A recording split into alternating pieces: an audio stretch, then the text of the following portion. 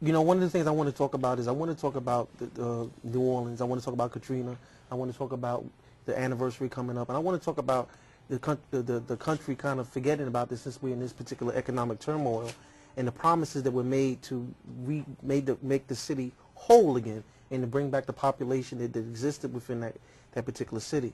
Now, obviously, again, we were talking about earlier how the United Nations has actually just recently made a trip down there to kind of take a look at what's going on with the particular housing situation and the displacement of blacks to all the different cities from Houston to Los Angeles to Atlanta, and no talk about the repatriation back into this city. And so I want to kind of throw that out there and ask you what you think about that, and what you think about the future of New Orleans. Well, I think that's what they wanted to happen, you know, in terms of by policy that they're demonstrating now, because they are tearing down projects, you know, that nothing was wrong with them, exactly. You know. So they just wanted to make this a whole. They don't want Chocolate City anymore.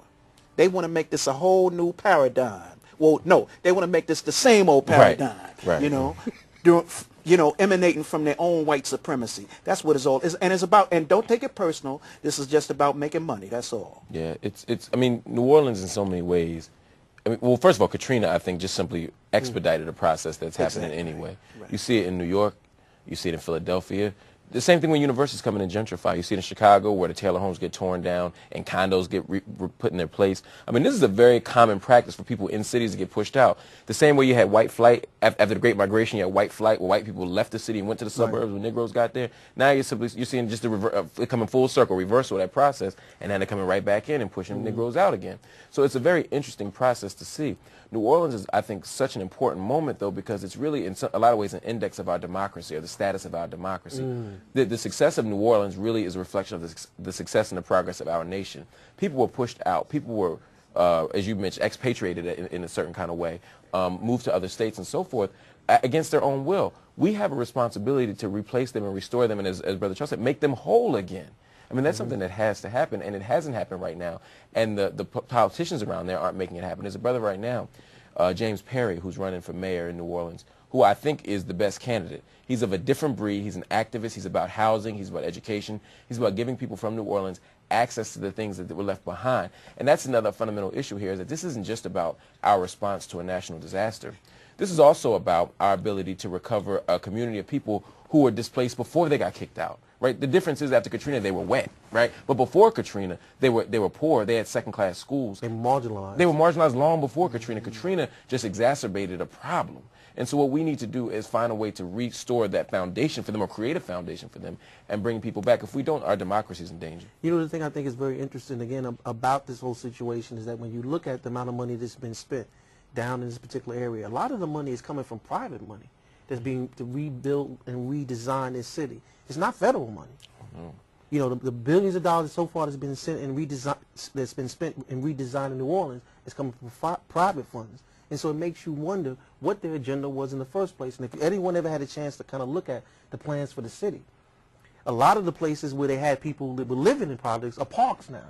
They're everything but what they were originally. Right. And so, Charles, based on what you were talking about, I have to agree with you, because this was a plan from the beginning, only because they actually had this plan ready to roll way before this event even happened. But I agree with Dr. Hill, Dr. Hill said that it just expedited the whole thing, because, Right. like you said, it's happening all over the country. You know, I mean, you know, look at Harlem. Harlem is not the way it used to look. You know, because I grew up in Harlem. It definitely is not looking. Yeah, I live in Bed-Stuy. You know what I mean? I'm the poorest one on my block. I ain't been robbed in 2 years, man. It ain't the same no more, man. You know, They doing it all over. Like, you look at Coney Island. I live in Coney Island myself. It's something about when money goes in a community, black people come out of that community. You know, they're putting money out on Coney Island. Like Fort Greene, they're doing the same thing with the stadium.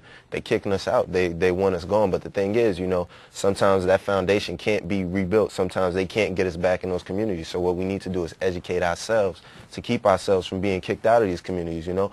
learn how to buy our community, you know, working together and actually keeping the black dollar within the black community. You know, a lot of people who were caught in Katrina didn't have any kind of emergency funds set up just in case something like that did happen, and you living right there by the shore, so you need to be aware of those kind of things. And they were aware of hurricanes and stuff like that, but they weren't adequately covered as far as, you know, saving up money. So I think we really need to educate ourselves financially and, you know, work together as a people so that we can prevent things like this from happening. Well, they talk about that all the time. When you look at the difference between white and black families in terms of discretionary income and whatever, and bank accounts and savings and whatever, and we see that. And the problem is that because you have so many people living toward the margin, that they can't afford to put money away and stuff. So it's not something that the people don't want to do. Is that you're living from paycheck to paycheck. You know, when you don't have a bank in your community, you got to go to the check cashing place, and you're taking out loans from the check cashing place, and all of these different things that are going on now. I agree with you. I think it has to be something dealing with economic education needs to be going on within our community, because it doesn't make any sense for me to be taking a loan from the check cashing place when I could be saving that money up. And the thing is, though, it was something that I thought was very interesting. One of the city councilmen people said that he didn't want, this is, I'm talking about New Orleans, he didn't want those same Negroes to come back down there and stuff. This was maybe like 2 years ago, without a job. And then I said to myself, okay, that's interesting. So you don't want those Negroes to come back here without a job, but you didn't say not a word about when you had the opportunity to hire these people as day laborers down in this particular area or whatever. When you had the opportunity to this could have been a works program going on in New Orleans, rebuilding it. But yet they brought in Mexicans from Mexico. And they tried to give it to Halliburton, remember? And they gave a lot of the contracts to a whole bunch of these other people. These private corporations. That's the point. They don't want them back. I mean, that's fundamentally what it is. It's a service economy down there. Most people who make their money in New Orleans make their money working on Canal Street, working on Bourbon Street. And when you have Katrina, they don't have access to those places anymore. So it's a very difficult thing. I agree with Marquise, though. I mean, there is a piece of financial literacy that needs to be attached to this. That's something we need, but there also has to be a government responsibility as well to provide safety nets for people, because other people have safety nets from the government. And I'm not just talking about basic stuff like levees that don't break.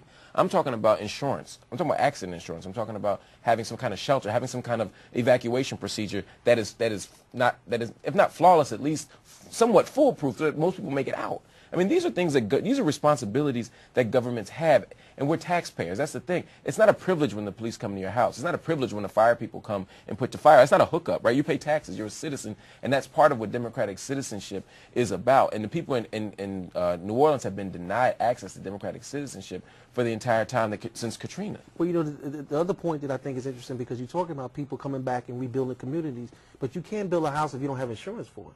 Now, people are not talking about the insurance companies and the exorbitant rates they're charging, where people can't even afford to have insurance down there. And the government has already said, if you don't have insurance, you're not rebuilding. Right. But there's no programs that the government really is pushing toward that. And that's not just going on in New Orleans, it's going on in Mississippi also. And we're not even talking about the whole issue of all these people that were living in these trailers. You had hundreds of thousands of people living in these trailers down there. You saw the study that was done by NYU talking about the negative effects on the children, from their particular health to the psychological aspects of it. And there really hasn't been any major study done by FEMA to kind of look at this and examine the impact of Katrina on that community.